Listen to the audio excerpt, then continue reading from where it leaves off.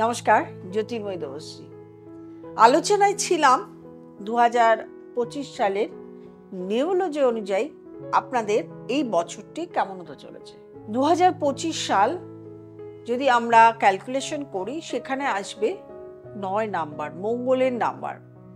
এবং 2025 সাল 2 তার মধ্যে চন্দ্রের প্রভাব, 5 বুধের প্রভাব এবং চন্দ্র অর্থাৎ 2 এবং 5 মানে 25কে যদি যোগ করা হয়, সেখানে 7 আসবে ইনটিউশন পাওয়ার। 7 নাম্বার হচ্ছে কেতুর নাম্বার, ইনটিউশন পাওয়ার। সেই 7 নাম্বার নিয়েই কিন্তু আজকের আলোচনা।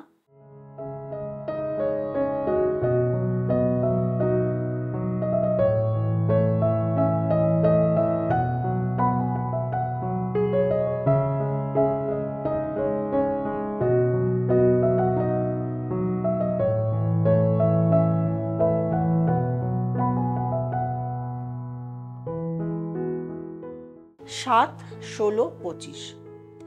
7 হচ্ছে কেতুর নাম্বার। কেতুর নাম্বার যাদের হয় তাদের একটা ইনটিউশন পাওয়ার থাকেই।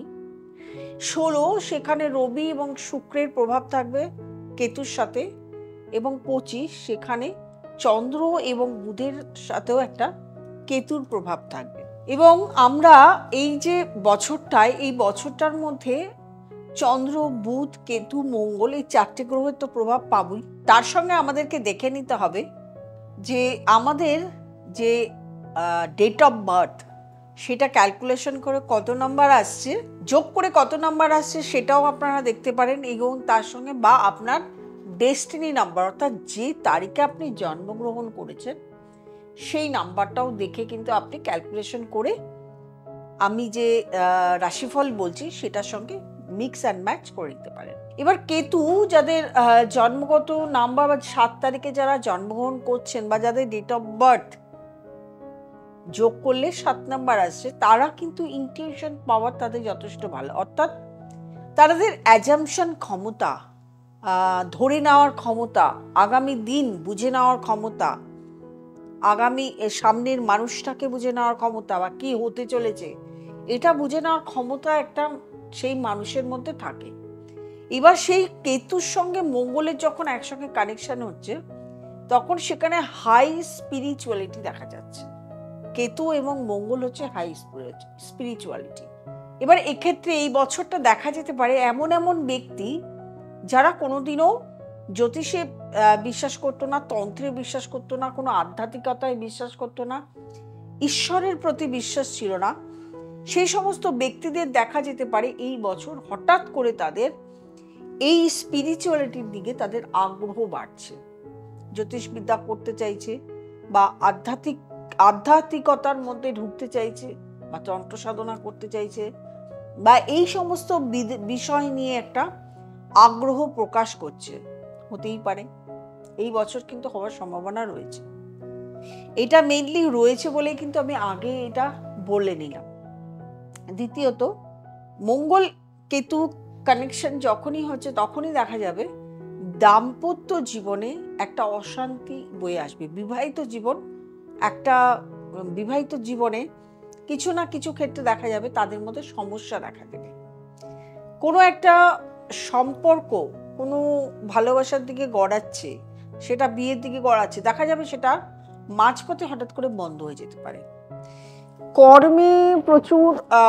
কর্মক্ষেত্রে প্রচুর বাধা আসতে পারে, এবং বাধা আসলেও দেখা যাবে এই কর্মক্ষেত্রে যদি আপনি লেগে পড়ে থাকেন, তাহলে কর্মক্ষেত্রে এখানে বিশেষভাবে উন্নতি দেখা দেবে। যারা ব্যবসা করছেন তারা দেখা যাবে নতুন ব্যবসার একটা ধারা, নতুনভাবে রীতিনীতিগুলোকে চেঞ্জ করে নতুন একটা ধারা বদলে ফেলে ব্যবসা করছেন। কারণ মঙ্গল এটা কিন্তু সবসময় নতুন নয়, আমি বারবার করেই বলছি, মঙ্গল কিন্তু নতুন একটা সৃষ্টির উদ্বোধক। ক্ল্যাশ হবে, লোকের সাথে বিরোধ হবে, কেউ মতামত দেবে না, অথচ আপনি একটা নতুন ধারায় এগিয়ে নিজেকে প্রতিষ্ঠিত করে দেখাবেন। আপনার আর্থিক উন্নতি আছে, তবে যথেষ্ট বাধা প্রাপ্তির সাথে। সন্তানকে নিয়ে চিন্তা আছে, বিদ্যা চর্চায় বাধাপ্রাপ্ত হবে। যারা উচ্চবিদ্যা করছো তাদের ক্ষেত্রেও বলছি বাধাপ্রাপ্ত হবে, সহজে কিন্তু চাকরির জায়গা প্রাপ্ত। এটা তো নিজেদের একটা বুঝে দেওয়ার ক্ষমতা থাকবেই, যেহেতু 7 নাম্বার, এটা নিজেরাই জানো যে তোমাদের কি বাধাপ্রাপ্ত হতেছে সেখান থেকে নিজেদেরকে বিরত রাখবে। কোন কোন জায়গায় অসুখ বিসুখ কিন্তু ভীষণভাবে হতে পারে। রাস্তাঘাটে চলাফেরায় অ্যাক্সিডেন্ট হতে পারে, সেই জন্য রাস্তাঘাটে সাবধানে চলাফেরা করতে হবে। অসুখ বিসুখ হলে নেগলেক্ট করতে হবে। অর্থক্ষতির সম্ভাবনা রয়েছে, কাউকে ঋণ বা লোন দেবে না, ঋণ লোন নেবেও না। এবং তার সঙ্গে বলবো সবসময় শরীরের দিকে খেয়াল রাখবে, কারণ শরীরে কিন্তু রোগের বাসা বাঁধতে পারে। চিকিৎসার বিভ্রাট হতে পারে। চিকিৎসা করাতে যাচ্ছ সেই জায়গায় বিভ্রাট দেখতে পারো। চিকিৎসার সারা কম, রেসপন্স কম দিচ্ছ, ঘাবড়ে যাবে না, সব কিছুই ঠিক হবে। তবে একটা বছর একটি সমস্যার মধ্যে থাকবে। আমি সাধারণত এই যে বলছি 7 নাম্বার যাদের জন্ম হয়েছে তাদের ক্ষেত্রে নয়, প্রত্যেকটা ক্ষেত্রেই বলছি, নিজস্ব বার্থ চার্ট আছে, date of birth, time of birth, place of birth দিয়ে একটা বার্থ চার্ট আছে।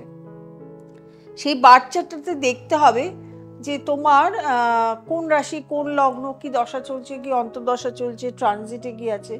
প্রথমত দশা অন্তর্দশা ভালো, এটা থাকতেই হবে, বা 7.5 এইগুলো দেখেই কিন্তু মোটের উপরে তোমার যে রাশিফলটা, সারা বছরের রাশিফলটা দেখা হয়।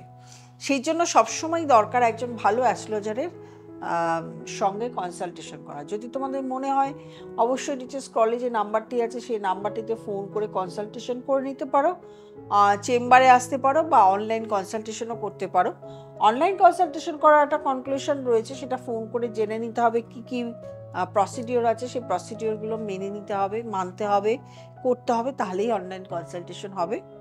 আর যারা চেম্বারে আসছো তারা তো ভালোই। আর প্রত্যেককে বলবো যে একটু নিজের যাতে সামনে বিপদ না আসে, কোনো বিপদ না ঘটে, সেটার জন্য নিজেদেরকে প্রস্তুত রাখো। তাহলে আগের থেকে জেনে গেলে কিন্তু সামনে সমূহ বিপদ থেকে বাঁচতে পারো, ভালো থাকতে পারো। ভালো থাকার জন্য এই অনুষ্ঠান করা। যারা নতুন প্রোগ্রাম দেখছো তারা অবশ্যই সাবস্ক্রাইব করবে, লাইক করবে, কমেন্ট করবে, শেয়ার করবে, এবং নোটিফিকেশন অল বেলটি প্রেস করতে ভুলবে না। প্রত্যেকে ভালো থাকবে। 2025 সাল প্রত্যেকের ভালো হোক, আনন্দে থাকুক। নমস্কার।